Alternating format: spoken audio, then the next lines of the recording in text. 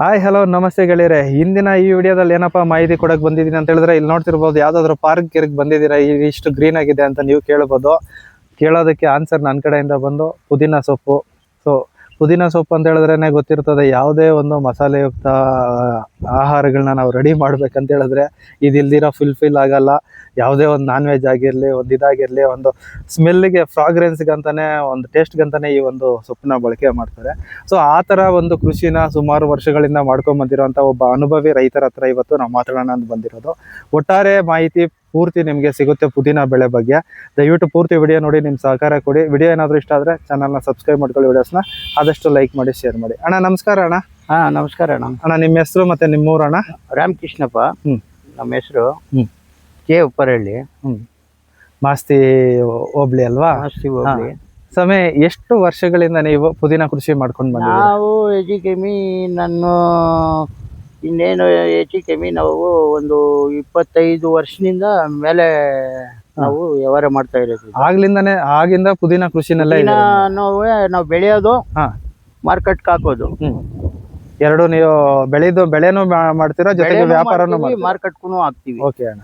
ಈಗ ಅಣ್ಣ ಪುದೀನ ಬೆಳೆ ಅಂತ ನಾವು ತಗೊಂಡಾಗ ಮೊದಲನೇದಾಗಿ ಬಂದು ಇದು ದೀರ್ಘಕಾಲಿಕವಾದ ಬೆಳೆ ಅಂದ್ರೆ ಒಂದ್ಸಲ ಹಾಕಿದ್ರೆ ಸುಮಾರು ವರ್ಷಗಳಿರ್ತದಂತದೆ. ಎಷ್ಟು ವರ್ಷ? ಇದು 5 ವರ್ಷ ಗಂಟೆ ಇರ್ತದೆ. ಚೆಂದಾಗಿ ಇದಕ್ಕ ಇದ್ ಮಾಡ್ಬೇಕು, ತಾಕತ್ ಮಾಡ್ಬೇಕಂದ್ರೆ ಹೆಂಗಿರ್ಬೇಕು? ಈ ತಿಪ್ಪೆ ಗೊಬ್ಬರ ಅದು ತಾಕತ್ ಮಾಡ್ಬಿಡ್ಬೇಕು.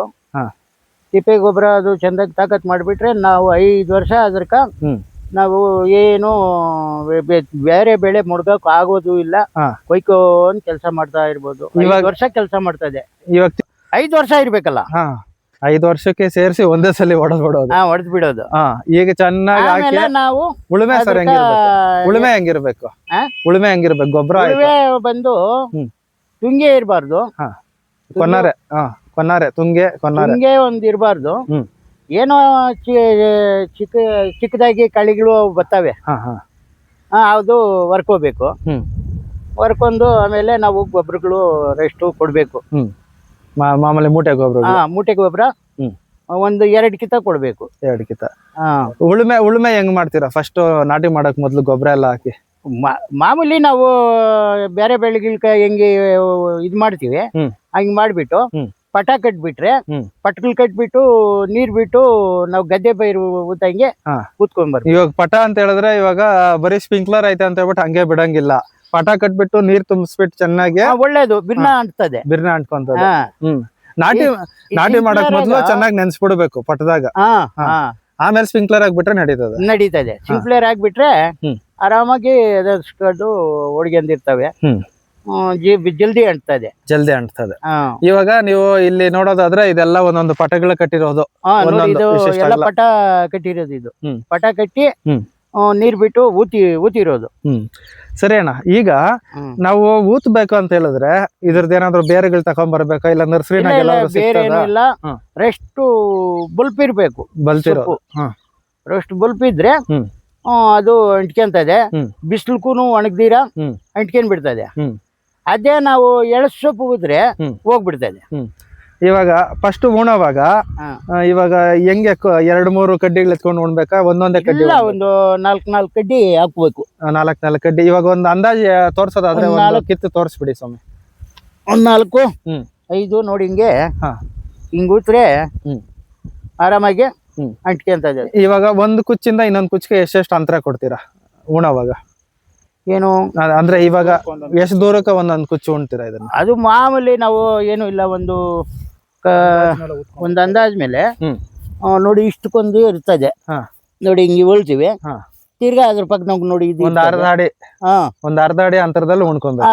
ಅರ್ಧ ಅಡಿ ಎಷ್ಟು ಕಮ್ಮಿನೇ ಊದ್ಕೋಬಹುದು. ಒಂದು 4ರಿಂದ 5 ಇಂಚು ಇನ್ನ ಚೆನ್ನಾಗಿರ್ತದೆ. ಚೆನ್ನಾಗಿ ಜಲ್ದಿ ಅಂಟ್ತದೆ, ಸೊಪ್ಪು ಜಲ್ದಿ ಬರ್ತದೆ. ಇವಾಗ ಮೊದ್ಲು ನಾವು ಉಣ್ತೀರಿ, ಉಣ್ದವಾಗ ಎಷ್ಟ್ ದಿನಕ್ಕೆ ಬರ್ತದೆ ನಮ್ಕ? ಒಂದು ಅಂದಾಜು 2 ತಿಂಗಳಕ ತಕೊಂತದೆ. ಫಸ್ಟ್ ಕಟಿಂಗ್ ಬೆಳೆ ಅಂಟ್ಬೇಕಲ್ಲ, ಅದರಿಂದ ಒಂದು 2 ತಿಂಗಳ ತಕೊಂತದೆ. 2 ತಿಂಗಳ. ಆಮೇಲೆ ತಿರ್ಗಾ ನಾವು ಒಂದು 40 ದಿನಕ್ಕೆಲ್ಲ ತಿರ್ಗಾ ಬಂದ್ಬಿಡ್ತದೆ. 40 ದಿನಕ್ಕೆಲ್ಲ ತಿರ್ಗಾ ಬಂದ್ಬಿಡ್ತದೆ. ಇವಾಗ ಫಸ್ಟ್ ಕಟಿಂಗ್ ಮಾತ್ರ 2 ತಿಂಗಳು 2.5 ತಿಂಗಳು ಬೇಕು. ಇಲ್ಲ ಆಮೇಲೆ 2 ತಿಂಗಳ 2 ತಿಂಗಳ 40 ದಿನಕ್ಕೆಲ್ಲ ಇನ್ನೊಂದ್ಸಲ ಚಿಗುರ್ಕೊಂಡ್ ಬರ್ತಾ ಇರ್ತದೆ. ನಾವು ಶಾನ ದಿನ ಬಿಟ್ರೆ ಕೂಡ ಹ್ಮ್ ಸಾಯಕ್ ಶುರು ಆಗುತ್ತದೆ.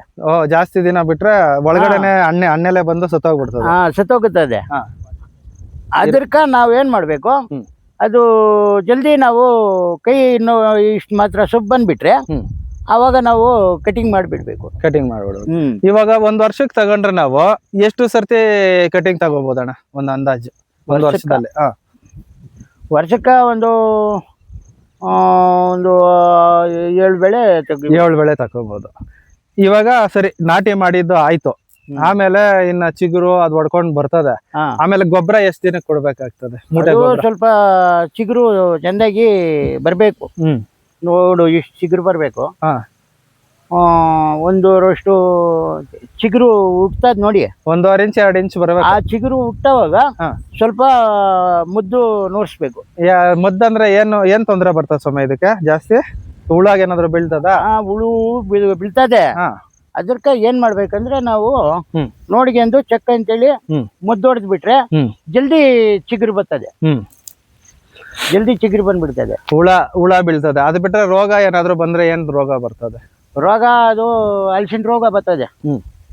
ಅದಕ್ಕೆ ಬೇರೆ ಮದ್ದು ಕೊಡ್ತಾರೆ. ಹಲಸಿನ ರೋಗ ಅಂತ ಹೇಳಿದ್ರೆ ಅವರು ಹೇಳಿದ್ರೆ ಹಿಂಗೆ ಹಲಸೋತಾ ಇದೆ ಅಂತ ಹೇಳಿದ್ರೆ ಅವ್ರು ಏನ್ ಮಾಡ್ತಾರೆ, ಅದು ಅದ್ರ ಒಣಗ್ದಂಗೆ ಮದ್ದು ಕೊಡ್ತಾರೆ. ಇದು ತ್ಯಾಮ್ಗಳಕ ಜಾಸ್ತಿ ಆದ್ರೆ ತ್ಯಾಮ ಜಾಸ್ತಿ ಆದ್ರೆ ಅದು ಹಲಸೋಗೋದು. ಇಲ್ದಿರಿದ್ರೆ ಆರಾಮಾಗಿ ಬರ್ತದೆ ಬೆಳೆ. ಇವಾಗ ಒಂದು ಕಟಿಂಗ್ ಗೊಬ್ಬರ, ಮೂಟೆ ಗೊಬ್ಬರ ಒಂದ್ಸಲಿ ಕೊಡ್ಬೇಕಾ 2 ಸಲ ಕೊಡ್ಬೇಕಾ? 2 ಸಲ ಕೊಡ್ಬೇಕು. 2 ಸಲ. ಎಷ್ಟ್ ದಿನಕ್ಕ ಒಂದೊಂದ್ಸಲಿ? ನಾವು ಇವಾಗ ಒಂದು ಚಿಗುರು ಬಂದಿರ್ತದೆ ನೋಡಿ, ಇವಾಗ ಇದ್ರಕ ಒಂದು ಅಷ್ಟು ಚಿಗುರು ಬರ್ತಿದೆ, ಒಂದು ಅರ್ಧ ಅಡಿಕ ಕಮ್ಮಿ ಇರ್ತದೆ.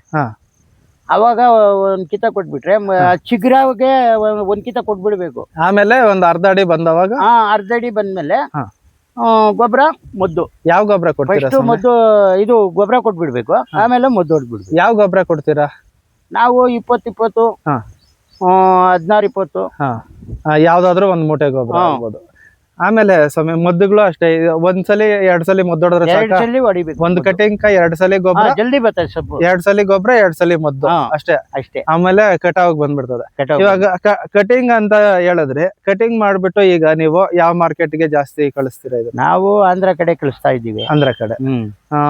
ಅಕಸ್ಮಾತ್ ಆ ಕಡೆ ಕಳಿಸ್ತೀವಿ. ಅಕಸ್ಮಾತ್ ಇವಾಗ ಚಿಕ್ಕದಾಗೆ ಒಂದು ಬೆಂಗಳೂರು ಕಳಿಸ್ತೀವಿ. ಬೆಂಗಳೂರು ಕಳಿಸ್ತೀವಿ. ನಾವು ಜಾಸ್ತಿ ಈ ಕಡೆ ಆಂಧ್ರಕ್ಕ ಕಳಿಸ್ತೀವಿ.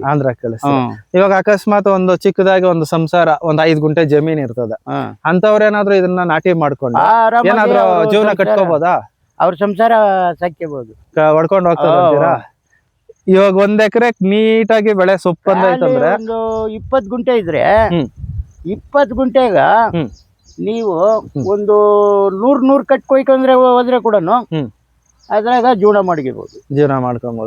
ಇವಾಗ 1 ಎಕರೆ ತಗೊಳ್ರಿ, ಈಗ ಚೆನ್ನಾಗಿ ಬೆಳೆ ಬಂದಿದ್ರೆ ಒಂದು ನಾವು ಏನ್ ಮಾಡ್ತೀವಿ, ಆ 100 ಕಟ್ಟೆ ಎತ್ಕೊಂಡ್ ಹೋಗ್ತೀವಲ್ಲ, ಆ 100 ಕಟ್ಟೆ ಎತ್ಕೊಂಡೋಗಿ ಒಂದು ಮಾರ್ಕೆಟ್ ಅಲ್ಲಿ ಮಾರ್ಬಿಟ್ಟು ಬರ್ತೀವಿ. ಅಂಗಡಿಗಳಿಗೆ ಇಲ್ಲಿ ಅಲ್ಲಿ ವರ್ಟ್ನಿಗೆ ಹಾಕ್ಬಿಡ್ತೀವಿ.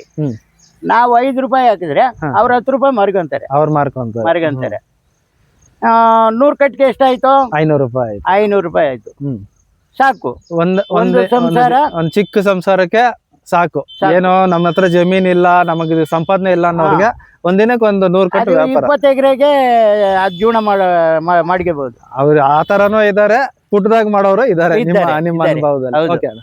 ಇವಾಗ ಮಳೆಗಾಲದಲ್ಲಿ ಏನಾದ್ರು ಜಾಸ್ತಿ ತೊಂದರೆ ಬರುತ್ತಾ ಇದಕ್ಕೆ? ಏನು ತೊಂದರೆ ಬರಲ್ಲ. ಅದ್ರಾಗ ಈ ತ್ಯಾಮ್ಗಳಕ ಅದು ಅಲ್ಸೋತದಲ್ಲ, ಆ ಟೈಮ್ಕ ನೋಡಿ ಚೆಕ್ ಅಂತ ಮದ್ದು ಹೊಡ್ಕೋಬೇಕು. ಮತ್ತೆ ಬಿಸಿಲು ಕಾಲದಲ್ಲಿ ಏನಾದ್ರು ಜಾಸ್ತಿ ತೊಂದರೆ ಬರುತ್ತಾ? ಇಲ್ಲ ಏನು ಬರಲ್ಲ. ಹುಳು ನೋಡ್ಕೋಬೇಕು. ಹುಳು ಒಂದ್ ಬಿಡ್ತೀರಾ, ಅದು ಗಾಳಿ ಬರ್ತದೆ ನೋಡಿ. ಈ ಗಾಳಿ ಕಾಲದಾಗ ಜಾಸ್ತಿ ಇರ್ತದೆ, ಮದ್ದು ತಕೊಂತದೆ ಈ ಹುಳುಕ. ಇನ್ನೇನ್ಕ ಅಷ್ಟು ತಗೊಳಲ್ಲ. ಆ ಲೆಕ್ಕಾಚಾರಕ್ಕೆ 1 ಎಕರೆ ವಿಸ್ತೀರ್ಣ ನಾವು ಮೇಂಟೈನ್ ಮಾಡಿದ್ರೆ ನಮ್ಗೆ ಒಂದು ಸರಾಸರಿ ಒಂದು 5 ರೂಪಾಯಿ ಬೆಲೆ ಸಿಕ್ಕದೇನೋ ಇರ್ತದೆ. 40 ದಿನಕ್ಕೆಲ್ಲ ಬೆಳೆ ಬಂದ್ಬಿಡ್ತದಲ್ಲ. ಕನಿಷ್ಠ ರೇಟ್. ಈ ಇದೊಂದು ಯಾರಾದ್ರೂ ಒಂದು ರೈತರುಗಳು ಚಿಕ್ಕದಾಗಿ ಜಮೀನ್ ಇಟ್ಕೊಂಡಿರ್ತಾರೆ, ಅವ್ರಿಗೆ ಇದ್ರಲ್ಲಿ ಏನ್ ಮಾಡೋದು ಅಂತ ಯೋಚನೆ ಮಾಡ್ತಾ ಇರ್ತಾರೆ, ಅಂತವ್ರಿಗೆ ಉಪಯೋಗ ಆಗ್ಲಿ ಅಂತ ಆರಾಮಾಗಿ ಮಾಡ್ಕೋಬಹುದು. 20 ಗುಂಟೆಗ ಕೂಡ ಅವರು ಜೀವನ ನಡ್ಸ್ಕೋಬಹುದು. ಈಗ ಇಷ್ಟೆಲ್ಲ ಒಂದು ಮಾಹಿತಿ ನಮ್ ಜೊತೆ ಹಂಚ್ಕೊಂಡಿದ್ದೀರಾ ನೀವು. ನಿಮ್ಗೆ ನಮ್ ಕಡೆಯಿಂದ ಒಂದು ಧನ್ಯವಾದಗಳು. ಇನ್ನೊಂದ್ ಏನಂತ ಹೇಳಿದ್ರೆ ಇದೇ ರೀತಿನೇ ಮಾಡ್ತಾ ಇರಿ. ಇನ್ನ ಯಾವಾಗಾದ್ರೂ ಬಂದ್ರೂ ನಮ್ಗೆ ಮಾಹಿತಿ ಕೊಡಿ. ಆಯ್ತು ಸ್ವಾಮಿ, ಮಾಡೋ ಕೊಡೋಣ.